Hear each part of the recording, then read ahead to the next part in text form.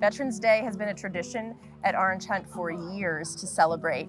This year we're trying something a little bit different. With the COVID protocols, we want to make sure everybody is safe, and this year we have our students going to different stations, whether it's a performing station or to talk to parents who have been deployed. There's even a boot camp station and a station where students can learn how to fold the American flag. Here at Orange Hunt, we're about 60% military. We have so many students in our school that have been deployed and have moved and have all of that going for them. It's really helpful. So other kids are sad that their friend leaves in January and they don't understand why they left.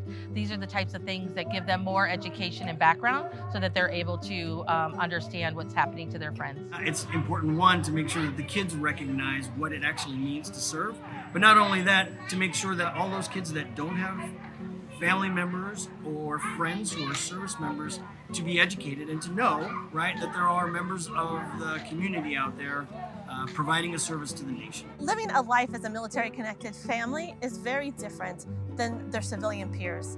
Transition, school to school, they live overseas, they come back. So it's really important that we engage at a student level, that we understand what their life and the challenges are. And a lot of this is just acknowledging the validation that they feel that they're part of a military family.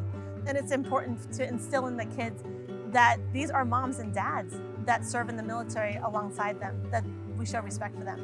On behalf of Orange Hunt and all the families here who have a special connection to the military, thank you very much for your service. Families serve too, and so do these kids. So celebrating today means you're celebrating them.